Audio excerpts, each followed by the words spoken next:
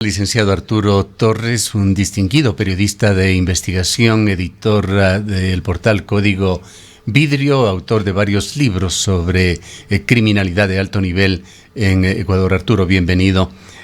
Preocupante la situación del Cantón General Villamil, Playas prácticamente tomado por la delincuencia otrora. Un sitio turístico preferido por los cuencanos que prácticamente va siendo abandonado ante los altos niveles de criminalidad. ¿Qué se puede decir sobre la presencia o ausencia del Estado en este caso que ha llegado ya a niveles mucho más allá que alarmantes en Playas? Se vive una durísima realidad. Bienvenido. Muchas gracias, Gustavo. Muy buenos días a su audiencia. Lo que ocurre con Playas de Villamil es lo que ocurre en varias provincias del país, donde la criminalidad, los grupos de delincuencia organizada han ido ganando terreno y básicamente la gobernanza criminal está tomando mucho más control de territorio, y eso se evidencia en los mismos informes del gobierno cuando tiene que respaldar los estados de emergencia, que llamamos como más de 14 estados de emergencia. Ya no estamos en una emergencia, la emergencia se volvió una norma. Entonces, un país en conflicto, en guerra, y sin embargo, pese a que estamos en una declaratoria de guerra, el parte de guerra es que lastimosamente el Estado está en el territorio, está perdiendo control de zonas que antes, como usted bien menciona, como Playas de Villamil, eran visitadas por turistas de varias provincias. Pero lo mismo ocurre, por ejemplo, en Esmeraldas, ¿no es cierto? Últimamente en Quito hemos visto cómo diferentes zonas de la ciudad ya están siendo disputadas por estas organizaciones criminales que están marcando territorio con señales de violencia que se presentan en otras que se han presentado antes en Durán, por ejemplo, en la misma Esmeraldas. Y vemos que Quito, que es la capital, que es donde está la sede del gobierno, ahora también está empezando a ser atenazada por estas lógicas del crimen organizado. Eso evidencia un problema de fondo en la estrategia, mejor dicho, en la ausencia de una estrategia que el gobierno básicamente no da una respuesta eficaz a este avance sistemático, violento y que perjudica a la población directamente, porque claro, tiene una incidencia directa en la economía y en cómo las personas que viven en comunidad lo único que buscan es tener paz, tener seguridad para poder trabajar. Eso ya no está ocurriendo porque quien está gobernando son estas organizaciones criminales que además extorsionan a la gente, que además le amedrentan. Entonces, es muy complejo el panorama, Gustavo, porque lo que ahora se vive en Playas antes se vivía en Durán, y así vamos saltando de provincia en provincia dependiendo de la violencia que se desate y de la forma en que se manifiestan estos grupos delictivos. Si es que están gobernando las mafias, como usted señala, Arturo, tendríamos que aceptar que hay una ausencia estructural del Estado en varias regiones del país, más allá de fallas coyunturales en seguridad o de una simbiosis que catalice la acción de autoridades locales de municipios con el Estado central. Sí, efectivamente. Creo que cuando nosotros miramos estas imágenes recurrentes del ministro del Interior, acompañado por el comandante de la policía, los dos con chalecos y con cascos, en las calles, eso evidencia una falla de fondo, Gustavo. Ellos no pueden estar al nivel operativo, ellos tienen que estar al nivel estratégico, es decir, diseñando las políticas que realmente puedan tener mucho más efecto a mediano y largo plazo. Y en lugar de eso prefieren estar en las cámaras, en las fotos, para dar una sensación de seguridad, pero los hechos les desbordan de una manera realmente penosa, porque lo que vemos es que precisamente se ha politizado las decisiones en la policía, ¿no es cierto? Porque el ministro está tomando decisiones cuando esas decisiones deben de ser tomadas a nivel técnico. El ministro tiene que estar, como decía, en la estrategia, es decir, coordinando acciones con otras entidades, con gobiernos locales. Con la justicia tenemos un problema en el tema de, a ver, el gobierno tiene una forma de ver las cosas de que manifiesta que están liberando a los detenidos, pero se liberan a los detenidos porque hay medidas sustitutivas, porque los jueces tienen que cumplir la ley también.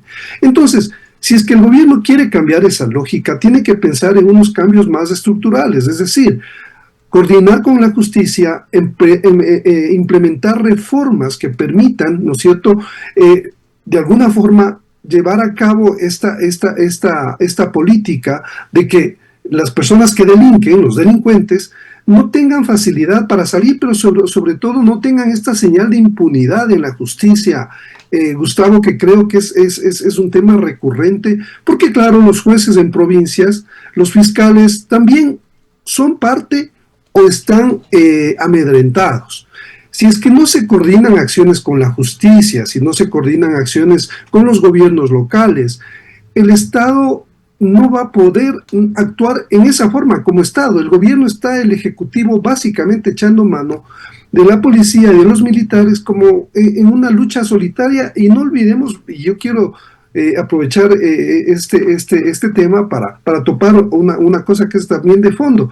Las economías criminales generan miles de millones de dólares, ¿no es cierto? Están recibiendo, según el presidente de la República, entre unos 26 mil millones de dólares, ¿no es cierto? Que es la cifra que él dio del PIB. Entre el 20 y el 25% del PIB es lo que están generando las economías criminales.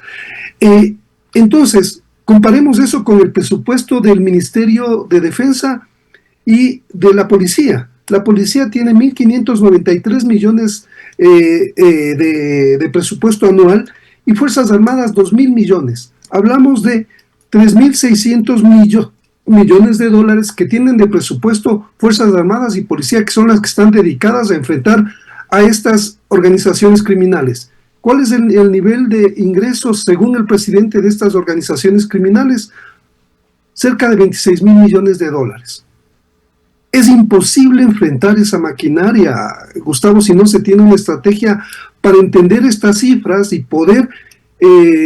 eso se está mostrando como estamos por debajo de la capacidad. ¿Qué quiere decir esto, Arturo? Esto es muy importante, los índices, los indicadores, las cifras, para entender mejor el problema. Pero estas cifras están diametralmente distintas entre el PIB, tenemos que hablar de PIB, increíble, que generan las mafias comparado con los presupuestos de los estamentos de seguridad del Estado. Con estas diferencias realmente grandes, ¿qué significan? Pregunto, que Ecuador está perdiendo esta guerra contra la delincuencia. Esas son las cifras, Gustavo. Las cifras nos hablan de que quienes están en el lado criminal tienen mayores ingresos que el Estado. Y eso se explica en la realidad. ¿Por qué? Porque cada vez vemos cómo estas organizaciones criminales están copando más territorio. Y más control de territorio no significa que están visiblemente todo el tiempo ahí, sino que la sociedad, la comunidad está sometida a las lógicas criminales a través del pago de extorsiones, de vacunas, otros delitos conexos.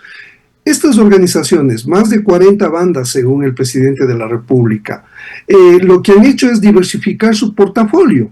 Entonces ya no es solamente el ingreso del narcotráfico o del microtráfico, ya son ingresos que tienen que ver con minería ilegal, con extorsiones que cada vez se van permeando más, y vemos como universidades, colegios, profesores académicos en diferentes provincias también tienen que pagar sobornos y extorsiones. La gente del barrio tiene que pagar extorsiones. ¿Cuál es el papel del Estado? Me pregunto, Gustavo, si es que no es capaz de dar seguridad y ahora hay que pagar por la seguridad a estas organizaciones criminales. Claro, lo que usted señala es realmente dramático, Arturo, porque se está dando un colapso simultáneo, más allá de la falta de seguridad o de esa situación crítica en la que se encuentra la seguridad, se suma insalubridad, abandono ambiental, desorden urbano, que posibilita ese escenario para que actúen las mafias que de alguna manera asumen el papel del Estado para, como sucede en barrios populosos del país o en poblaciones como playas, aprovisionar de gas, agua, productos básicos, incluso seguridad en base a la extorsión, al pago de vacunas. Claro, y el otro tema importante, Gustavo, tiene que ver con, claro, tenemos las actividades de lavado, ¿no es cierto?, de lavado de dinero, cómo han permeado, cómo han ido creciendo en ciertas zonas, por ejemplo, en Manabí. Usted mire los últimos 10 años, cómo ha crecido Manabí en el sector inmobiliario, es impresionante. Y ese es el epicentro, Manabí, desde hace 20 años del envío de cocaína hacia Centroamérica y Estados Unidos. Esa economía está imbricada y esas inversiones no son suficientemente investigadas, ni hay trazabilidad, porque, claro, ahí sabemos que ha sido un bastión de los choneros y ahora está siendo disputada por los lobos, y vemos que esencialmente el tema del lavado de dinero sigue también creciendo y alimentando a estas economías criminales. El propio en alguna medida se ha advertido sobre Cuenca. Se habla aquí de que están en marcha entre 100 a 150 edificaciones verticales de altura, y hay preocupación sobre este auge en lo que se refiere a la construcción de edificios, grandes edificios de departamentos, de negocios aquí en la ciudad de Cuenca. Claro, ese tema, por ejemplo, debería ya también haber una coordinación, el ministro del Interior con las autoridades del sistema financiero, con los bancos, con las cooperativas. De eso hablo cuando me refiero a la estrategia. Entonces, se está perdiendo un tiempo valioso por mostrarnos es una especie, Gustavo, de circo, en el cual es insólito ver, usted no verá en ningún país del planeta que un ministro esté haciendo operativos. Eso explica bien por qué estamos viviendo como estamos viviendo esta situación. Entonces, si es que tuviéramos alguien que esté al frente de una estrategia, estaría a otro nivel. Mucho más, la coordinación sería mucho más afinada, mucho más rápida, entendiendo que esta es una tarea de varios organismos del Estado y del sector privado. También quería mencionar un tema que es muy importante y tiene que ver con la corrupción que existe y de alguna forma el reclutamiento de personal de la policía y de Fuerzas Armadas que están también ya trabajando para estas organizaciones. En los últimos meses, 9 policías han sido asesinados en Manabí. Y de esos 9 policías que fueron asesinados en Manabí, más o menos los 6 tenían que ver con GDOs, ¿no es cierto? Estaban directamente vinculados a vendetas o a relaciones a ese nivel. El nivel de contaminación de la policía es preocupante, Gustavo. Y no solamente eso, sino que no olvidemos que en la policía volvieron, por orden de los jueces, ¿no es cierto?, también han regresado a las filas cerca de, aquí tengo el dato, no quiero errar, 1.300 policías regresaron a las filas policiales, 1.300 policías que fueron sacados por delitos, porque habían cometido delitos, vinculados a delitos, regresaron a la policía por disposición de los jueces. ¿Y qué es lo que pasa? Que entonces no los pueden mover, muchos de ellos de unidades especiales antidrogas, Gustavo. Los jueces les dicen que no les reubiquen, que les vuelvan a poner ahí mismo donde la Inspectoría General estableció que cometieron delitos de narcotráfico. Entonces, vemos que hay una puerta giratoria en la que tiene que ver la justicia y la misma policía. La policía hace sus esfuerzos de autodepuración, pero finalmente los policías que delinquen vuelven y los que salen se vuelven parte de las bandas. Claro, acabamos, Arturo, de hablar no precisamente sobre este tema, pero uno muy relacionado de la justicia que deja con mucha frecuencia a delincuentes prontuariados que tienen un largo historial en libertad. Y este juez dice, en muchísimos casos esto surge de errores procesales que tienen su inicio en la policía, en los informes de fiscalía, que no dejan otro camino a los jueces que conocen los casos. Lo propio podría estar sucediendo con la situación que usted señala. Exacto, sí, a eso me quería referir. En esta política de los estados de emergencia, Fuerzas Armadas y policía capturan sin orden en juez, ¿no es cierto? Muchas veces. Entonces, hay errores en el proceso y en el procedimiento que luego obligan a los jueces a liberar, ¿no es cierto? Ellos no tienen en varios casos otra alternativa más que liberarles, porque los casos no están bien armados, no hay las suficientes pruebas, no hay las suficientes evidencias como para mantener a una persona detenida.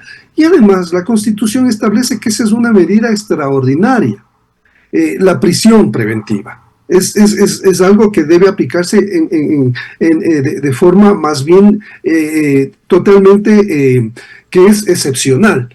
Entonces, creo que ese problema de la fiscalía, de los jueces, es precisamente lo que tampoco se logra coordinar adecuadamente desde el Ejecutivo para poder tener una solución que no desgaste a la policía y a Fuerzas Armadas en estos operativos interminables en los que ellos van, capturan gente, los llevan a la justicia y obviamente si no hay casos sólidos, esas personas que han delinquido van a salir.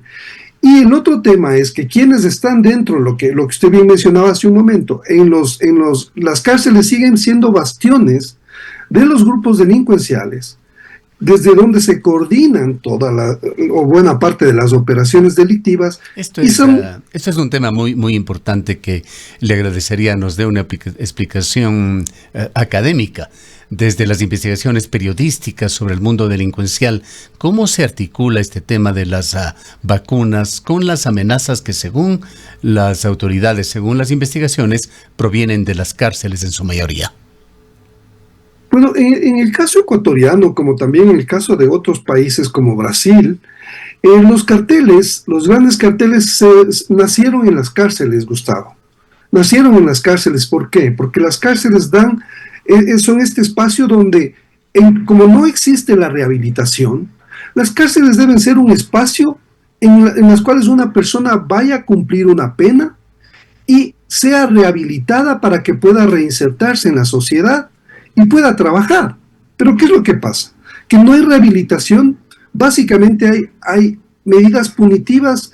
¿Y qué es lo que hacen los detenidos? Son reclutados por las bandas, los que no están en bandas, son reclutados por las bandas, ahí se fortalecen las organizaciones delictivas, pero además es una economía que mueve decenas de millones de dólares.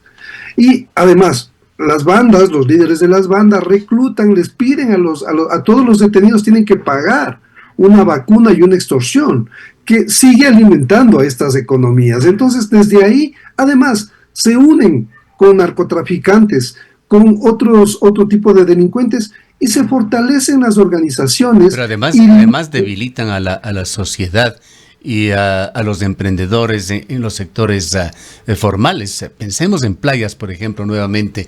¿Qué está pasando allá con la actividad vital para ese cantón del turismo? Veamos cómo yo creo que es bueno hacer una retrospectiva. Esmeraldas era también un centro hace unas 2 décadas de turismo enorme para la sierra, para Quito especialmente.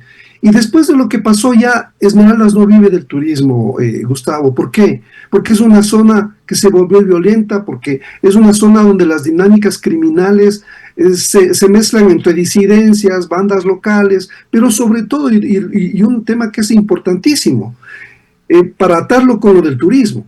El turismo genera empleo, el turismo genera llegada de visitantes que dinamizan la economía. Esa es la mejor forma de acabar con la gobernanza criminal. El empleo formal que desincentive la participación de jóvenes, de las personas que se unan a organizaciones criminales. ¿Quién está dando mayor empleo y qué sector está creciendo para emplear sobre todo adolescentes, jóvenes? Son las organizaciones criminales, Gustavo. Eso vemos en todas partes. Entonces, realmente yo creo que la principal batalla que debe dar en este momento el Estado debe darse en las aulas y no en las calles, para evitar. Ahora vemos que la mayoría de sicarios son entre niños y jóvenes, y la mayoría de reclutados están en edades entre 12 y 15 años, Gustavo. Y esa es una lógica que cómo vamos a enfrentar si es que no tenemos una política para poder desactivar ese problema que muy bien usted menciona, que tiene que ver con un problema económico. El Estado no es capaz de atender eso de una manera urgente como estamos viviendo, y quienes sí dan empleo son estas organizaciones criminales. Entonces los incentivos que tienen las personas de poblaciones más marginales, más pobres en Guayaquil, más populosas en Manabí, en otras provincias, en Santa Elena, no tienen opciones laborales. Entonces, ¿qué tienen que hacer? Ir a ser parte de las bandas o pagar las extorsiones. O sea, están entre la espada y la pared, y la situación se vuelve realmente cada vez mucho más compleja. Desde el punto de vista de la economía formal, ¿cuáles son los sectores económicos que están siendo más golpeados por los efectos directos e indirectos de la violencia y la extorsión? Bueno, evidentemente el sector comercial, el sector empresarial, porque fíjese, Gustavo, en zonas como Durán, en Guayas, en El Oro, en Manabí, los empresarios saben que tienen que pagar una vacuna y una extorsión, porque están indefensos, porque el Estado no está en capacidad de enfrentar y de poner militares en todos los sitios y policías en todas las provincias. Eso es imposible, como decíamos, por los mismos ingresos y por el mismo monto y magnitud de la economía que está manejándose ahora a nivel criminal. Se necesita en este caso entender esa dinámica para comprender que el problema de fondo es económico, así como la demanda de cocaína es un problema económico, ¿no es cierto?, que genera miles de millones de dólares al año. Por lo tanto, si es que no abordamos eso como un tema que tiene que ver directamente a su incidencia en la economía de cualquier habitante hasta el mejor o mayor empresario en estas zonas de incidencia criminal, y solamente lo abordamos desde la parte delictiva, punitiva, vamos a dejar un gran vacío que ahora mismo se está llenando por esta ola de violencia, de delincuencia, que lo único que hace es ahuyentar. Los jóvenes que no están metidos en estas lógicas, lo que quieren es irse del país, Gustavo. La gente no quiere ya quedarse acá porque no ven un espacio seguro, y los padres también entendemos eso. Vemos que nuestros hijos, aquí no es un entorno seguro para nuestros hijos. Lo que queremos es que estudien y puedan tener un lugar seguro para irse a trabajar afuera. O sea, estamos metidos en un círculo vicioso que no se logra comprender para abordar de una manera mucho más, sistemática y efectiva. ¿Qué revela el hecho de que Playas, que está junto a el puerto de Pozorja, cuente con menos de 100 policías, número absolutamente insuficiente, o que la provincia de La Suay viva permanentemente con un déficit de aproximadamente 1.000 policías? Claro, es que ya cuando hablamos del tema de cuantitativo, ¿no es cierto?, y vemos las cifras de las economías criminales, las bandas, hablamos de más de 40 bandas, hablamos más de 20.000 personas, pero de lo que se ha dateado, yo creo que son muchas más. No tengo todavía una evidencia de datos, pero hablamos de decenas de miles de personas que están metidas en bandas, y de decenas de miles que también cooperan y reciben y están en estas organizaciones. La policía, Gustavo, tiene un problema también muy de fondo, aparte del que ya mencionábamos, sobre la contaminación. Es la rotación de personal. Por ejemplo, en Manabí acaban de sacar a 2 coroneles que estuvieron al frente de Manabí apenas 4 meses.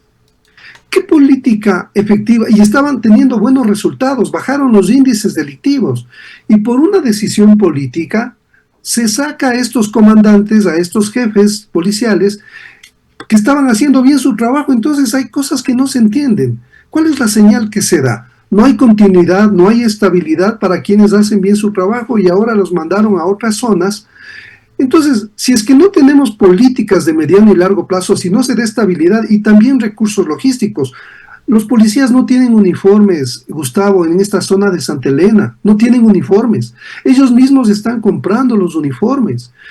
Estuve hace 3 meses en esa zona, por eso le puedo dar fe de esto, y hablé con varios policías, y ellos me contaban la situación crítica en la que están y en la que enfrentan por falta de medios, por falta de recursos. La mayoría se quieren ir de la policía, Gustavo. Quieren pedir la baja, pero como estamos en esta declaratoria de conflicto, no pueden salir, pero es un tema que está represado ahí. La gente se quiere ir porque no hay incentivos para quedarse, están desmotivados. Lo mismo ocurre en Fuerzas Armadas, que están saturados porque están dedicados a 1000 cosas y abandonando una tarea que es importantísima de cuidar las fronteras. Como no están cuidando las fronteras, vea toda la dinámica criminal que está pasando. Desde Colombia está entrando mucha más cocaína, porque ya en agosto se va a posesionar, estamos a días de que se posesione del Espriella, y ahí se teme que va a venir una escalada del conflicto en Colombia, y es evidente que quienes vamos a sufrir, como ya sufrimos hace 2 décadas con el Plan Colombia, los embates y las secuelas y las consecuencias de esto va a ser Ecuador, con más problemas delictivos, porque los grupos delictivos se van a ir más hacia el lado ecuatoriano y estas dinámicas se van a regar mucho más en este país. Entonces, el panorama es bien complicado, Gustavo, para que su vaticinio no se cumpla. Es decir, tener un desastre más grande de lo que estamos teniendo en Ecuador resulta ya inconcebible. Quisiera, Arturo, y no podemos finalizar este diálogo sin pedirle a usted su visión, su análisis sobre lo que está sucediendo en Quito. Acabamos de hablar con Henry Llanes, un conocido activista por el Instituto Ecuatoriano de Seguridad Social, que vivió entre el miércoles y el viernes la desaparición de su hijo, aparentemente víctima de escopolamina.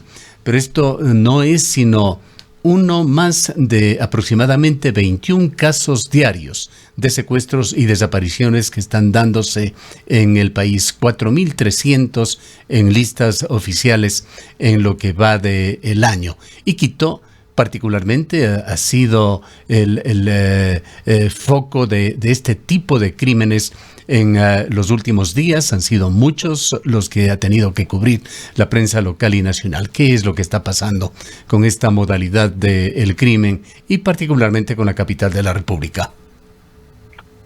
A partir de la política de trabajar en bloque, el bloque de seguridad que se mueve como a diferentes provincias, ¿no es cierto? Eso lo que genera es el desplazamiento de las organizaciones criminales. Esta política se vuelve muy previsible. Entonces, ¿qué es lo que está pasando? Que muchas veces lo que hacen las bandas y las organizaciones criminales es generar mucha violencia, por ejemplo, en Santa Elena, en Villamil, para que ahí se concentren todos los esfuerzos, lleguen Fuerzas Armadas, lleguen policías en bloque, ¿no es cierto? Y dejen descuidadas otras zonas. Pues esa información también la tienen los grupos criminales, porque tienen gente infiltrada, como decimos. Hay gente de los GDOs que son policías que están trabajando para estas organizaciones y que les dan la información de cómo se va a mover la estrategia, es decir, o mejor dicho, el lado táctico. Con esta información lo que hacen es, ellos saben dónde están los vacíos y dónde pueden actuar e intervenir para no estar estando expuestos en las zonas donde se están realizando operativos o operaciones. En el caso de Quito, las extorsiones, el crecimiento de casos de personas que han sufrido, que han sido secuestradas y que han sido timadas por la exposición a escopolamina es muy alto, Gustavo. Hay mucha gente que ha sido sometida a este método y no se da cuenta, porque las personas que están caminando les hacen una pregunta y ahí les soplan la escopolamina. O sea, es un polvo. Y esto es un tema que está siendo cada vez más recurrente. Hay sectores, Gustavo, en los cuales, por ejemplo, donde funciona el Ministerio del Interior, en la Mariscal, ahí a 5 cuadras hay una serie de locales, de discotecas que son controladas por GDOs, por los lobos, por organizaciones criminales. Ahí sigue el microtráfico presente desde hace 2 décadas, Gustavo. Entonces, si es que eso está ocurriendo a pocos metros del Ministerio del Interior, imaginémonos qué está pasando en el resto de sectores. O sea, esta es una dinámica que lastimosamente no está teniendo un abordaje eficaz en función de los datos y de la información disponible para poder entender que las organizaciones se van moviendo de acuerdo a cómo van entendiendo que el Estado y el gobierno están respondiendo.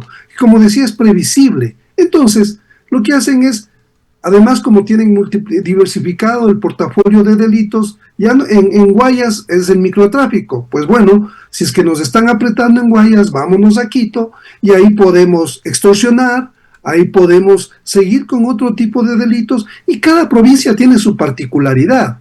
Y esa particularidad es muy bien entendida por las organizaciones criminales, pero la resiliencia desde el gobierno es cada vez menor para responder. Entonces, la comunidad tampoco sabe muy bien cómo reaccionar. No hay ninguna articulación de medidas más transversales, mucho más sostenidas. Entonces, evidentemente, vamos a tener los mismos resultados y esto va a seguir lastimosamente. Esa es la realidad. Los hechos nos dicen que tenemos una perspectiva en la cual el problema va seguramente a seguirse agravando, Gustavo. Claro, hay una serie de reflexiones que surgen de este importantísimo diálogo con usted, Arturo. El país no puede permitirse normalizar el miedo ni el abandono, por grave que sea la situación. Tenemos que reaccionar antes de que sea demasiado tarde. Si el Estado se ausenta, el crimen ocupa su lugar. Si la comunidad pierde confianza, el deterioro se vuelve irreversible. Es el momento de recuperar territorio, autoridad, esperanza antes de que la tragedia se convierta en el destino definitivo de Ecuador. Le dejamos en su salida final.